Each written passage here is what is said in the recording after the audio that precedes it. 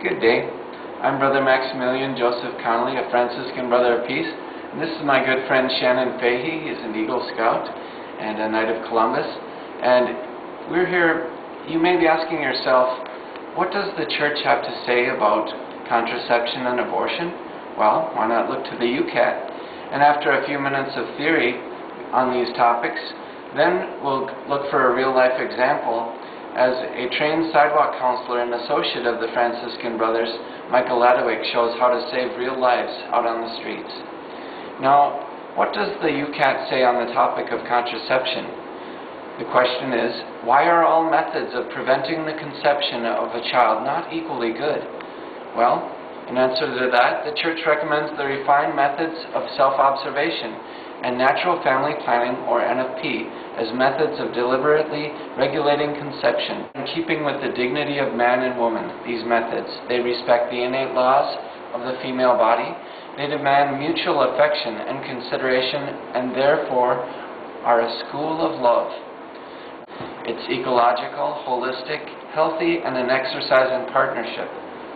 On the other hand, the Church rejects all artificial means of contraception, namely the chemical methods, the pill, or mechanical methods, for example, condom, intrauterine device, or IUD, and surgical methods such as sterilization. They can have an abortifacient effect, which means they cause a very early abortion. When couples have recourse to contraception, they manipulate and degrade human sexuality, and with it themselves and their married partner, by altering its value of total self-giving. And we hear that in John Paul II's exhortation to families. Familiar. Shannon? We turn back to the Youcat on the subject of abortion. Why is abortion unacceptable at any phase in the development of an embryo? God-given human life. All life is God's own property. It is not under the control of any human being. Before I formed you in the womb, I knew you. And before you were born, I consecrated you. From Jeremiah 1:5. God alone is Lord over life and death. Not even my life belongs to me. Every child from the moment of conception on has a right to life. From his earliest beginnings, an unborn human being is a separate person. No one can infringe on his rights, not the state, not the doctor, and not even the mother.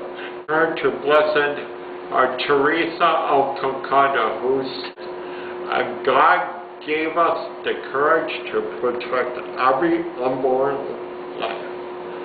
For the child is God's greatest gift for the family, for our nation, and for the world. Can a handicapped child be aborted? No. Aborting a handicapped child is always a serious crime, even if it is done with the intention of sparing the person's suffering later on. Pope Benedict XVI states the diagnosis of disability in the unborn child cannot be a reason for abortion, because a life with such a disability is also desired and appreciated by God. And here on earth, no one can ever be sure that he or she will live without physical or spiritual limitations. Thank you, Shannon. And now we'll go watch Michael as he saves a baby from abortion. Praise be Jesus Christ. My name is Michael, and I'm a sidewalk counselor. I'd like to share with you there was a baby safe here. The boyfriend gets out of the car and says, "Are you with the clinic?" And I said, "No, I'm not. I am a ProLife sidewalk counselor with Miss Rose." And so then the boyfriend started asking me questions about, why do you think abortion is legal? Why think, why are you out here? Why do you care so much about us? And I just told him, I said, you know, I care about you, I care about your wife, I care about your child. I don't know what you guys want to do, but if you weren't here, if you're here today, then that shows me that you guys have a decision to make and you're struggling with that decision. And then he went on and then he said, well, it's just one child. And I simply said, you're right, it is one child. That one child matters. And I want to tell you a story about a little boy who went down to the ocean to collect water and try to drain off the sea. And then the man came up to him and said, what are you doing? And the little boy said to him, I'm draining out the ocean. And then the guy said, well, you can't do that, it's impossible, the ocean is so big. And then the little boy said, one bucket at a time.